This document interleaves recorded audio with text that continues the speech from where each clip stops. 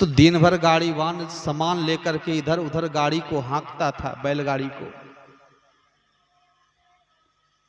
तो जिस समय बैल को पाला में लगाता है ना, बैलगाड़ी में, तो उस समय वह गाड़ीवान कहता था जुट जुट। तो बैल तो सीखा हुआ रहता है, वह क्या करता है, तुरंत अपने कंधे पर गाड़ी को ले लेता है। और जब कंधे पर ले लेता है तब क्या करता है, हट हट, मतलब चलो अब, है ना। तो क्या होता है, वह बैल चलना प्रारंभ कर देता है। तो जब व्यापारी लोग गाड़ी लेकर के जब जा रहे थे, तो जाते जाते कहीं रात्रि हो गई तो ठहरना होगा, संध्या हुई तो सभी एक जगह इकट्ठा ठहर गए।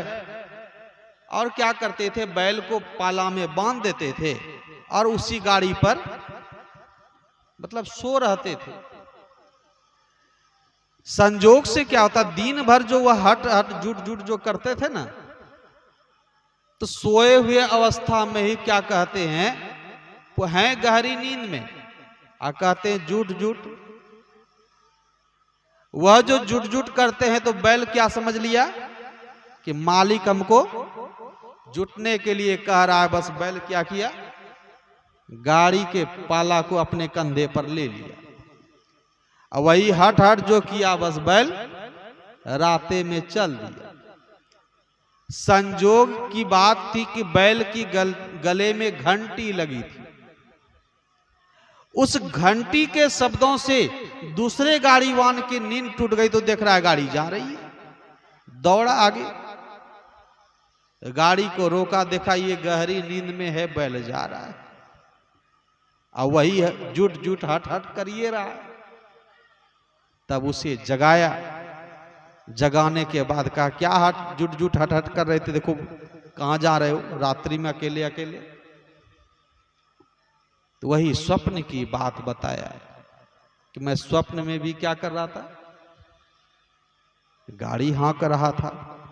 वैसे ही जो हमारे जीवन की दिनचर्या है, जैसे स्वप्न बन करके आ जाती है, उसी तरह से सारे जीवन के किए हुए कर्म वही अंत समय में, मरने के समय में उभर कर आता है। और वही अगर आप शुरू से भगवान का भजन सुमरन ध्यान किए हैं तो अंत में भगवान का नाम आएगा। और अगर आप अपने जीवन में कभी भगवान का भजन नहीं किए, सुमिरन नहीं किए, जप नहीं किए, तब क्या होगा, अंत में वही बीड़ी चुट्टी खैनी, बीड़ी सिगरेट गांजा भांग चाहिए, शराब चाहिए और मुख से अशब्द भाषा निकलेगी, वही विकृति युक्त भाषा निकलेगी और मांस मछली खाने की भावनाएं जगेगी। और इसी कारण से मर करके क्या बनिएगा, शेर सियार की जोनी में चले जाइएगा। नशा पान करने की ख्याल आएगी तो प्रेत बन जाइएगा। आदि आदि अनेकों विधान, बच्चों के पर ख्याल जाएगा तो आप क्या बनेंगे, क्या बनिएगा, सुअर की जोनी में जाइएगा। घर पर ख्याल होगा तो चूहे की जोनी में आप जाइएगा। धन पर ख्याल होगा तो सर्प की जोनी में जाइएगा। तो जैसी प्रवृत्ति आएगी वैसे ही जीवन में आपका क्या हो जाएगा, प्राणवायु तो छूटना ही छूटना है, दूसरा जन्म में वही स्थिति, उसी जोनी में आप चले जाएंगे, यही शास्त्र कहती है। इसलिए हम लोगों को क्या करना चाहिए, शास्त्र सम्मत बातें, ऋषि के ज्ञान के मुताबिक, संतों के ज्ञान के मुताबिक हम लोगों को चलना चाहिए। और हम लोगों को क्या करना चाहिए, ईश्वर का, परमात्मा का ध्यान भजन सुमरन गुरु के ज्ञान के मुताबिक करना चाहिए, जिसके द्वारा उनकी कृपा से, दया से यह जीव को उस पीव से क्या होगा, एक दिन मिलन जुलन होगा और जिसके द्वारा परम कल्याण होगा, सबों का परम उद्धार होगा। इसीलिए यह जो जीवन है बड़ा अनमोल जीवन है। ऐसे जीवन की सार्थकता ही ईश्वर भजन है। और ऐसे जीवन को पाकर के जो भजन ना करे तब उसके जीवन की दुर्दशा क्या होगी। तो आप लोग सुने होंगे, time and waits for none, जैसे समय और ज्वार भाटा कभी किसी की प्रतीक्षा नहीं करती है, वैसे ही यमराज भी किसी की प्रतीक्षा नहीं करते। जैसे एक मछुआरे जल में बंसी लगाता है और प्रलोभन के रूप में चारा, चारा का मतलब जोकटी जिसको बोलते हैं, है ना, वह चारा प्रलोभन के रूप में देता है, और वही जब चारा को मछली देखती है तो क्या होती है, वह सोचती है मुझे क्या मिल गया, आज शिकार मिला है, आज तो इसे भर पेट खाऊंगी। और ऐसा सोच करके जैसे ही उसे खाने के लिए दौड़ती है, अब मुख में लेती है तो क्या, तो उसे कांटे गड़ते हैं, है ना, और उस कांटे के द्वारा ऊपर पे एक लकड़ी लगी हुई होती, बंसी में लकड़ी लगी, लकड़ी का क्या नाम है, जिसको तड़ेला बोलते हैं ना, तड़ेला लगी हुई थी होती है ऊपर में। वो तड़ेला क्या होता है, मछली जो वहां कांटा गड़ती है जिसके कारण से वह छटपटाती है, वह तड़ेला क्या होता है, नीचे जाती है, पानी के अंदर जाने लगती है, ऊपर नीचे है ना, और जैसे अंदर जाती है मछुआरा खट से ऊपर खींच लेता है और छटपटाते हुए उसका प्राण पखेरु उड़ जाता है। वैसे ही याद रखिए, जिस समय आप इस संसार में आए उसी समय यमराज भी तड़ेला लगा रखे हैं। यमराज जी तड़ेला लगा रखे हैं आपके लिए। जिस दिन आपका तड़ेला भीतर जाएगा उस दिन आप खट से ऊपर खींच लिए जाएंगे।